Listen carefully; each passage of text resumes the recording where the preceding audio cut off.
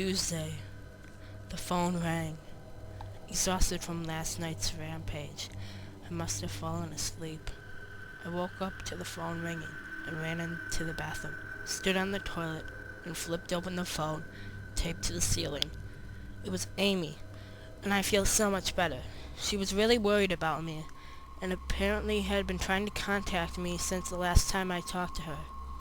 She's coming over now, and yes, she knows where I am without me telling her. I feel so embarrassed. I'm definitely throwing this journal away before anyone sees it.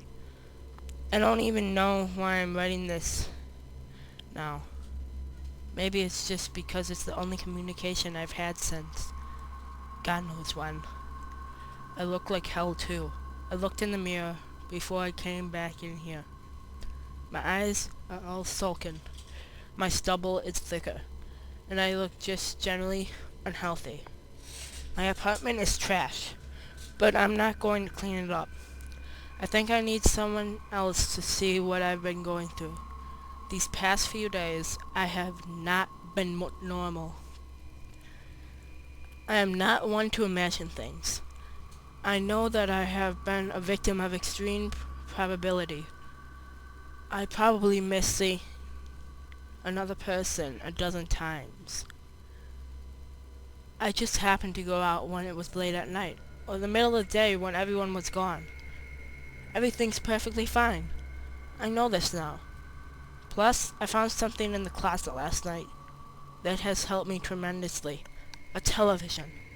I set it up before I wrote this, and it's in the background.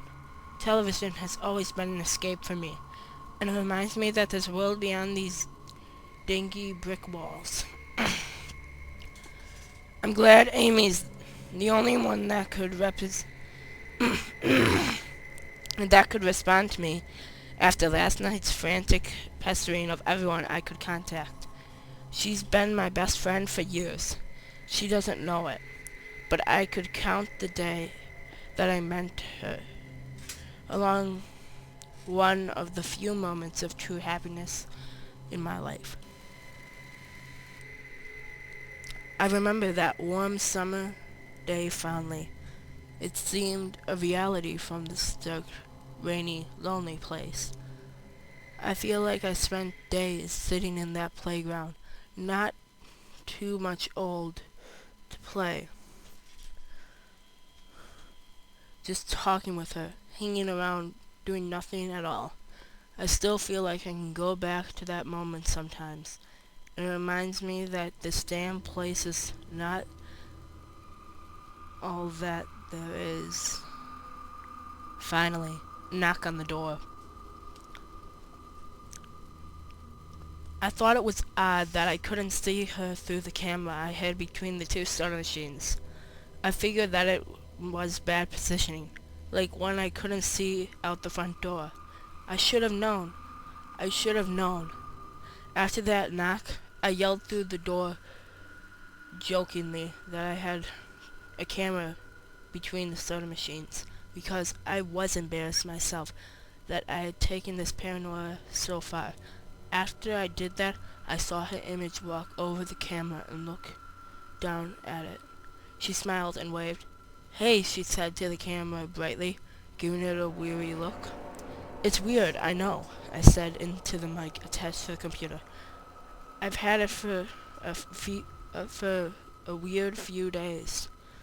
"Must have," she replied. "Open the door, John." I hesitated. How could I be sure? "Hey, humor me a sec," I told her through the mic. "Tell me one thing about us. Just prove to me you're you." She gave the camera a weird look. Alright, she said slowly, thinking. "We met randomly at a playground when we were both way too old to be there."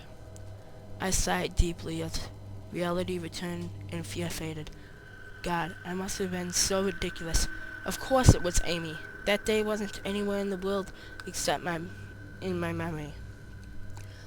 I never even mentioned it to anyone, not out of embarrassment, but out of a strange secret nostalgia, and longing those days in return. There was some unknown force at work trying to trick me. as I feared. There was no way they could know about that day. Haha, alright, I'll explain everything, I told her. Be right there. I ran into my small bathroom and fixed my hair as best as I could. I looked like hell, but she would understand.